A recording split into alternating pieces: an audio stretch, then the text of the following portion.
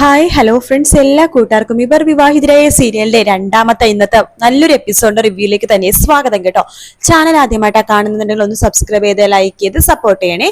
അങ്ങനെ എപ്പിസോഡ് തുടങ്ങുമ്പോൾ തന്നെ കാണിക്കുന്നത് അജയ് തേങ്ങ ഉടച്ചുകൊണ്ടിരിക്കുകയാണ്. ആ സമയത്താണ് ഭൂമി തൊട്ടു പിന്നാലെ വരുന്നത്. അജയ് അത് കാണുന്നില്ല. തേങ്ങ ഉടച്ച സമയത്ത് ഒരു ചെറിയ തേങ്ങാ കഷ്ണം വന്ന് ഭൂമിയുടെ മേത്തേക്ക് വന്ന് വീഴുന്നുണ്ട്. ഭൂമി അപ്പൊ തന്നെ ഹെഡോ എന്ന് പറഞ്ഞ് വിളിക്കുകയാണ്.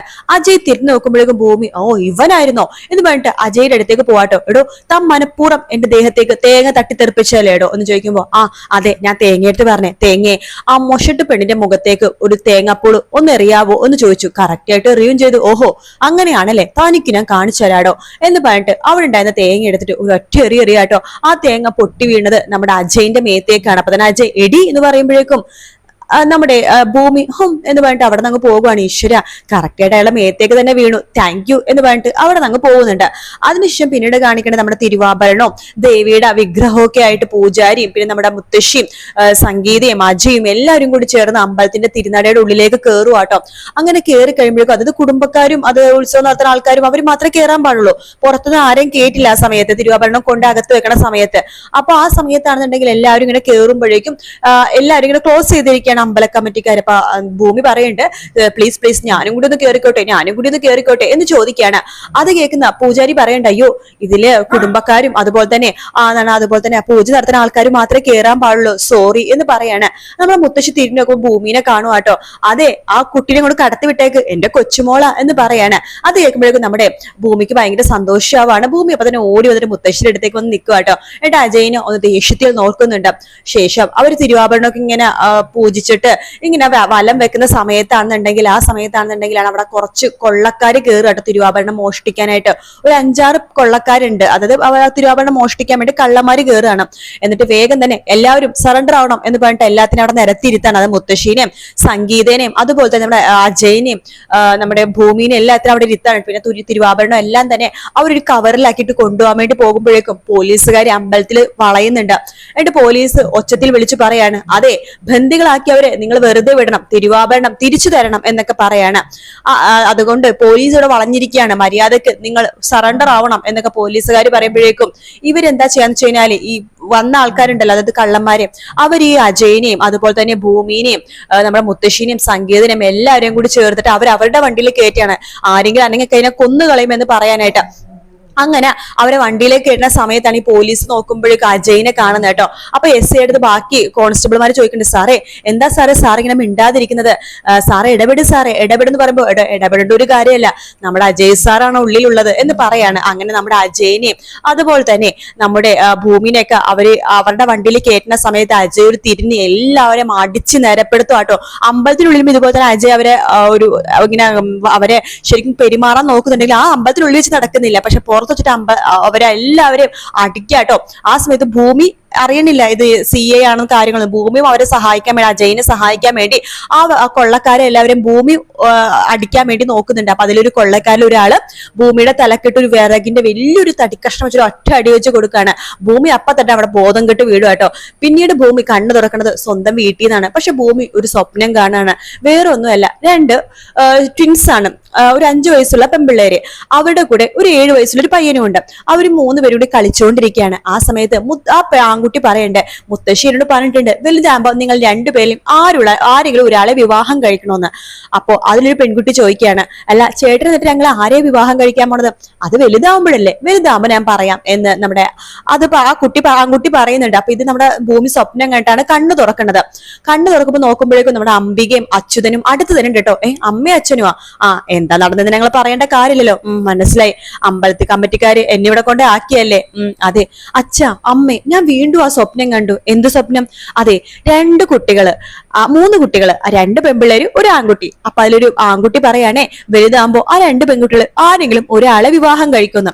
അപ്പൊ അതിലൊരു പെൺകുട്ടി ചോദിച്ചേ, ഞങ്ങളിൽ ആരെയാണ് ചേട്ടൻ വിവാഹം കഴിക്കാന്ന്. അപ്പൊ ആൺകുട്ടി പറയാണ്, വലുതാവട്ടെ ഞാൻ പറയാന്ന് എന്ന് പറഞ്ഞിട്ട് പൊട്ടിച്ചിരിക്കാട്ടോ നമ്മുടെ ഭൂമി. ഇത് കാണുമ്പോ അച്യുതനും അംബികയും പരസ്പരം മുഖത്തോട് മുഖം നോക്കാണ്.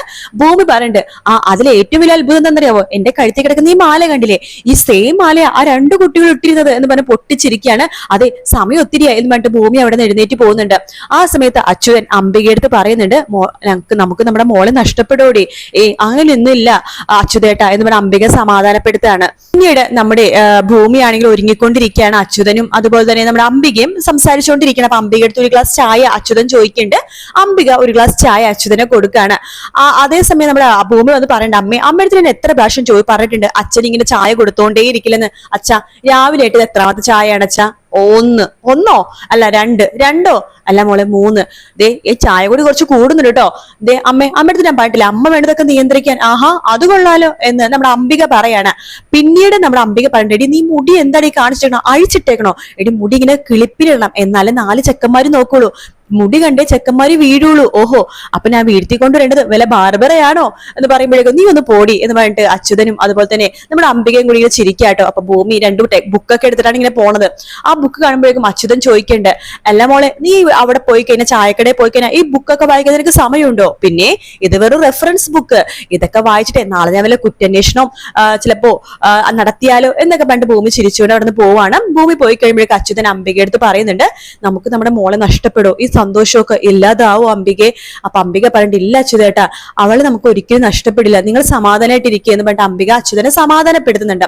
പിന്നീട് കാണിക്കണം നമ്മുടെ അജയനെയും മുത്തശ്ശീനെയും സംഗീതനെയാണ് കേട്ടോ. അവര് വീട്ടിലേക്ക് വരുമ്പോഴേക്കും മാധവനോട് നമ്മുടെ മുത്തശ്ശി പറയുന്നുണ്ട്, മാധവ ഇന്ന് അമ്പലത്തിൽ വലിയൊരു ഫൈറ്റ് നടന്നു, തിരുവാഭരണം മോഷ്ടിക്കാനെ കുറച്ച് കൊള്ളക്കാർ വന്നു, നമ്മുടെ അജയ് അവരെയൊക്കെ ഇടിച്ച് തെറിപ്പിച്ച് എന്റെ കൊച്ചുമോനാണെങ്കിൽ സ്റ്റാർ ആയെന്ന് പറയണം. ഇത് കേട്ട് മാധവൻ പറയണ്ട, എനിക്കിതൊന്നും കേൾക്കണ്ട, എന്റെ മോന്റെ ജീവൻ വില വെച്ചിട്ടാ ഓരോന്നൊക്കെ നടത്തിക്കൊണ്ടിരിക്കണത്. എടാ നിനക്ക് എത്രാമത് ട്രാൻസ്ഫർ ആയി നടക്കണേന്ന് അറിയാവോ? ഈ മാസം 29 വീണ്ടും ട്രാൻസ്ഫർ ആവാ, എനിക്കാകെ മടുത്തു, നിന്റെ ജീവൻ പണയം വെച്ച് എന്തിനാണ് നീ ഈ ജോലിക്ക് പോണത്, ഈ ജോലി നീ ഉപേക്ഷിക്കടാ എന്ന് പറയണം. ആ സമയത്ത് നമ്മുടെ അജയ് പറയണ്ട്, അച്ഛാ ഈ ജോലിയെ എനിക്ക് അത്രമാത്രം ഇഷ്ടമാണ്, നമ്മൾ സത്യസന്ധരാകുമ്പോൾ ചിലപ്പോൾ ശത്രുക്കൾ കൂടും. മുത്തശ്ശി പറയണ്ട, അതെ നമ്മൾ തുറന്നു പറഞ്ഞാലും ഒന്നും കൂടി ശത്രുക്കൾ കൂടും. എന്റെ അജയ് മോനെ കിട്ടിയേക്കണതേ സത്യദാസിന്റെ അതേ സ്വഭാവമാണ്, സത്യന്റെ സ്വഭാവം തന്നെയാ എന്റെ കൊച്ചുമകനെ കിട്ടിയേക്കണെന്ന് പറയുമ്പോ അജയ് പറയണ്ട, അതെ വല്യമ്മാവന്റെ സ്വഭാവം എനിക്ക് കിട്ടിയേക്കണം, ഞാൻ ആദ്യമായിട്ട് കാണുന്ന പോലീസ് ഓഫീസർ എന്റെ വല്യമ്മാവനാണ് എന്ന് പറയുമ്പോഴേക്കും അത് കേട്ടുകൊണ്ട് നമ്മുടെ കുഞ്ഞമ്മായ വഴിക്ക് വരുന്നുണ്ട്. പറയണ്ട്, ഓഹോ അപ്പോ നീ വല്യമാവൻ ഇത്രയും പുകഴ്ത്തുന്നുണ്ടല്ലോ, ഈ വല്യമാവൻ കാരണമാണ് എന്റെ ഭർത്താവ് മരിച്ചത്, എന്നിട്ട് നീ ഇപ്പൊ പോലീസുകാരനെ, എന്നിട്ട് നിനക്കിപ്പോ ആരെ കൊല്ലാനാണ് ആഗ്രഹം, എന്നെയോ എന്റെ മോളെയോ എന്ന് പറഞ്ഞിട്ട് അകത്തേക്ക് കയറി പോവാണ്. അത് കേൾക്കുമ്പോ അജയ് ഒന്നും മിണ്ടുന്നില്ല കേട്ടോ. പിന്നീട് ഇറങ്ങുന്ന പോലീസ് സ്റ്റേഷനാണ്. അവിടെ നമ്മുടെ പുതിയ CA അജയ് പുതിയതായിട്ട് ചാർജ് എടുക്കുന്നതുകൊണ്ട് പോലീസുകാരൊക്കെ അതിന്റെ ഒരു തിരക്കിലാണ് കേട്ടോ. അജയിനെ സ്വീകരിക്കണമല്ലോ, അപ്പൊ പൊക്കയും കാര്യങ്ങളൊക്കെ ആയിട്ട് ഇങ്ങനെ നടക്കുവാണ്, അങ്ങോട്ടും ഇങ്ങോട്ടൊക്കെ നടക്കണതേ. സാറ് വരാനേ, പുതിയ SHO വരാനേ എന്നൊക്കെ പറഞ്ഞിട്ട് ഓരോ പോലീസുകാർ മുറ്റത്ത് ഇങ്ങനെ നിരന്ന് നിൽക്കാണ് അജയിനെ സ്വീകരിക്കാനായിട്ട്. ആ സമയത്താണ് അവിടേക്ക് നമ്മുടെ ഭൂമി വരുന്നത്. ഭൂമി നടത്തുന്ന ചായക്കട ഉണ്ടല്ലോ, നമ്മുടെ പോലീസ് സ്റ്റേഷന്റെ നേരെ ഓപ്പോസിറ്റുള്ള ചായക്കടയാണ് കേട്ടോ. അപ്പൊ നമ്മുടെ ഭൂമി ചായക്കട ഇങ്ങനെ തുറക്കുവാണ്. ആ സമയത്താണ് അജയ് അവിടെ ചാർജ് എടുക്കാൻ വേണ്ടി വരുന്നത്. അപ്പൊ ഈ ഒരു ഭാഗത്തോടെ നമ്മുടെ ഇന്നത്തെ എപ്പിസോഡ് തീരുന്നത്. നാളെ ചാർജ് എടുക്കാൻ വന്ന അജയ്ക്ക് ചായ കൊടുക്കാൻ വേണ്ടി ഭൂമി വരുമ്പോഴേക്കും അവർ പരസ്പരം മുഖത്തോട് മുഖം കാണുമ്പോഴേക്കും ഇങ്ങനെ സൂക്ഷിച്ച് ഇങ്ങനെ നോക്കുന്നുണ്ടൊക്കെ ഉണ്ട് കേട്ടോ. അപ്പൊ പരസ്പരം വീണ്ടും ഫൈറ്റ് ചെയ്യാൻ വേണ്ടി തൊട്ടടുത്താണ് രണ്ടുപേരും വർക്ക് ചെയ്തുകൊണ്ടിരിക്കുന്നത്.